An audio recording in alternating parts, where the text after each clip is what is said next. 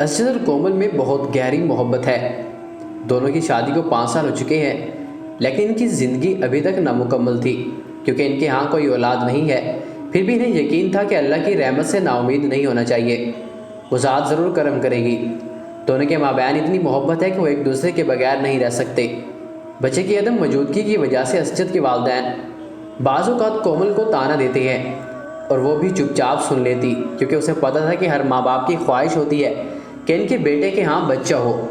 यूं ही वक्त गुजर गया और एक दिन जब असद ऑफिस से घर आ रहा था, इसने बाजार में एक लड़की के साथ कोमल को देखा।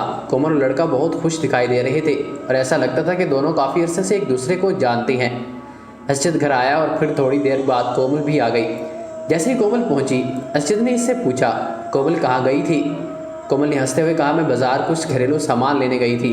ये सुनकर असद को थोड़ा सा गुस्सा आया, लेकिन इसने कोमल से कुछ नहीं कहा। इसके बाद असद ने कोमल को एक ही लड़के के साथ मुख्तलिफ बार मुख्तलिफ जगहों पर देखा।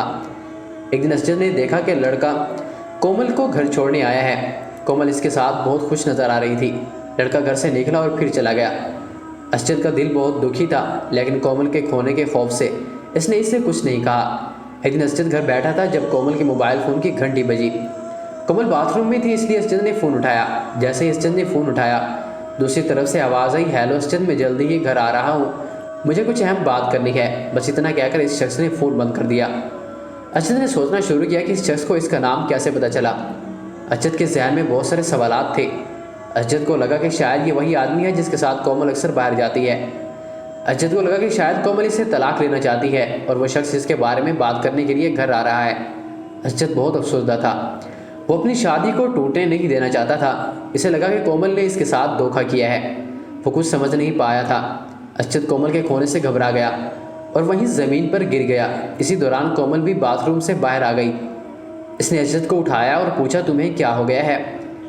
क्या आप ठीक हैं? असद ने गुस्से से कोमल को धक्का दिया और वो गिर गई और इसका सर करीब ही रखे टेबल पर लगाया।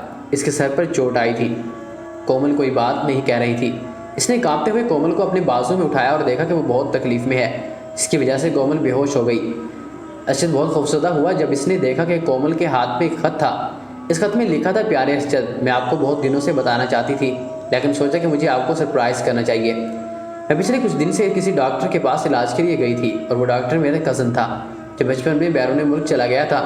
इसने मेरा इलाज शुरू किया और मैं 2 माह से हामला हूँ। आज मैंने इस कज़न को अपने खाने पर बुलाया है। आप इससे मिलकर बहुत खुश होंगे। कुछ देर बाद डोर बेल बजने लगी और असद भागकर दरवाज़ा खोलता है।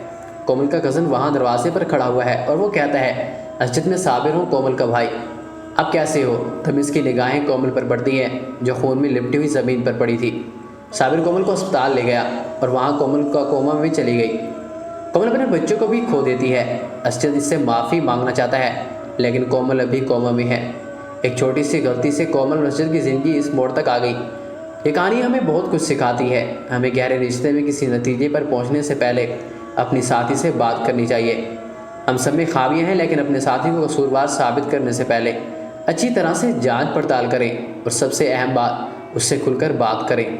जो आप देखते या सुनते हैं वो ज़रूरी नहीं कि सच हो।